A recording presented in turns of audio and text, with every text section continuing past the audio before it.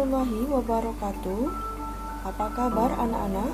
Semoga kalian masih tetap semangat dalam mengikuti pelajaran hari ini. Baiklah, kita akan masuk kepada pelajaran Pendidikan Agama Islam dan Budi Pekerti kelas 9.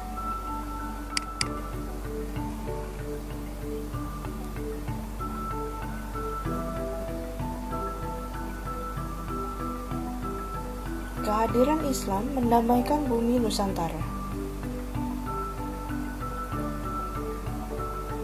Submateri kita kali ini adalah cara-cara dakwah di Nusantara.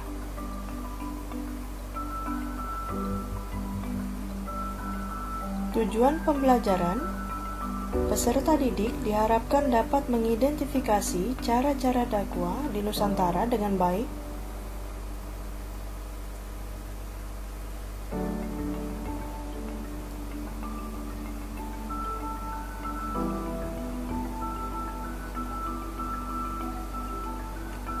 para dai dan mubalik menyebarkan Islam di Nusantara dengan berbagai cara.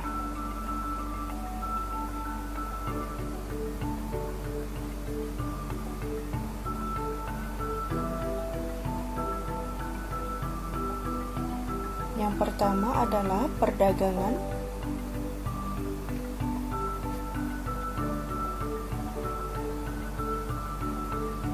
Proses penyebaran Islam melalui jalur perdagangan dilakukan oleh para pedagang Muslim pada abad ke-7 sampai abad ke-16 Masehi.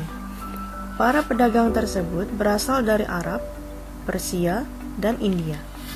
Jalur perdagangan saat itu menghubungkan Asia Barat, Asia Timur, dan Asia Tenggara. Para pedagang Muslim menggunakan kesempatan itu untuk berdakwah menyebarkan agama Islam.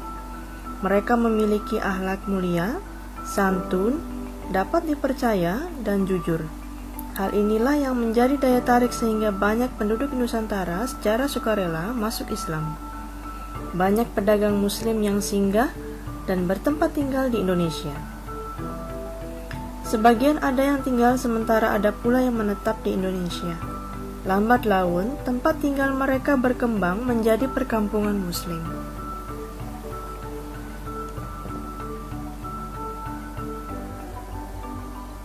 Yang berikutnya adalah perkawinan.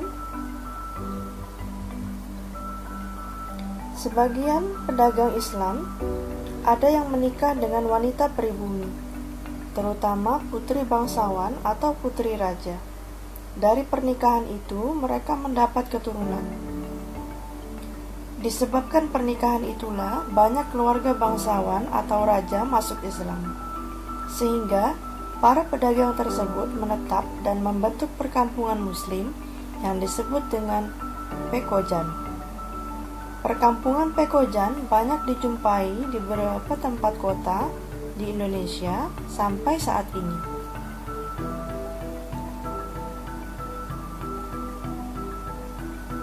Yang berikutnya adalah pendidikan.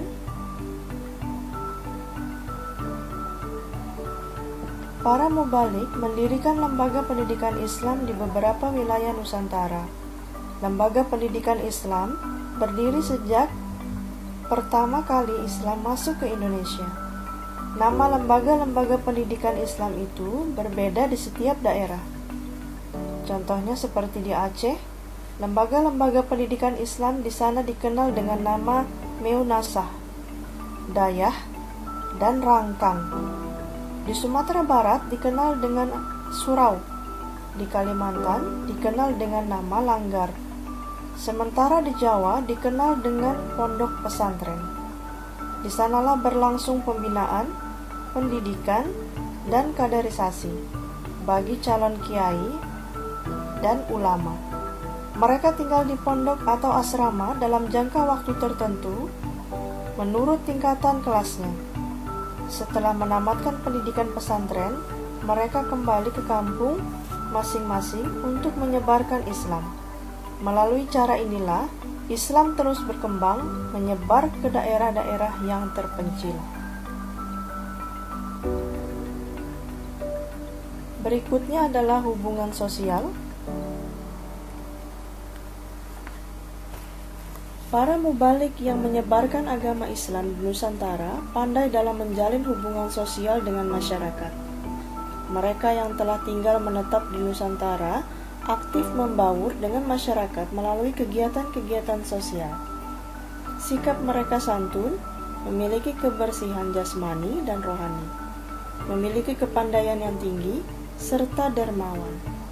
Silaturahmi bekerja sama gotong royong mereka lakukan bersama penduduk Nusantara dengan tujuan menarik simpati agar masuk Islam. Pada kesempatan tertentu, mereka menyampaikan ajaran Islam dengan cara yang bijaksana, tidak memaksa dan merendahkan Islam, dan juga Islam mengajarkan persamaan hak dan derajat bagi semua manusia karena kemuliaan manusia tidak ditentukan oleh kastanya, melainkan karena ketakwaannya kepada Allah Subhanahu wa Ta'ala. Islam juga mengajarkan umatnya untuk saling membantu, yang kaya membantu yang miskin, yang kuat membantu yang lemah, dan saling meringankan beban orang lain. Dengan demikian, ajaran Islam makin mudah diterima oleh penduduk Nusantara.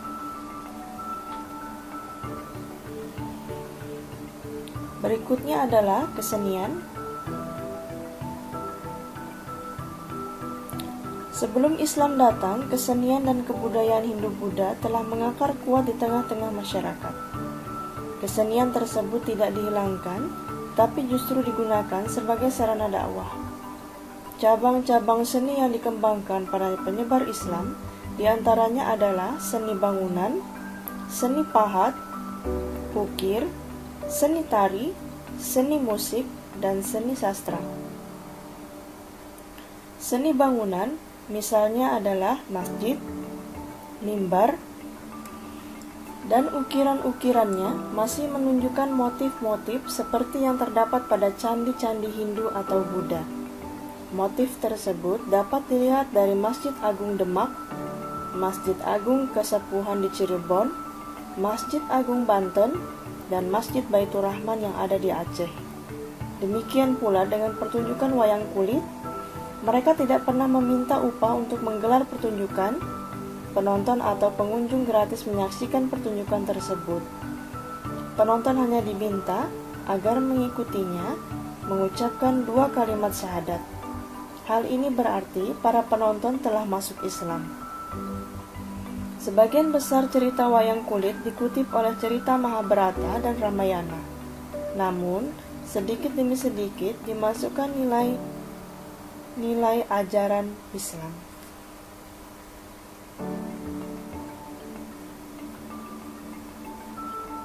Alhamdulillah anak-anak, cukup sekian dulu materi kita kali ini. Kita akan bertemu lagi minggu depan dengan materi yang berbeda. Semoga kalian dapat memahami apa yang telah Ibu sampaikan. Terima kasih. Wassalamualaikum warahmatullahi wabarakatuh.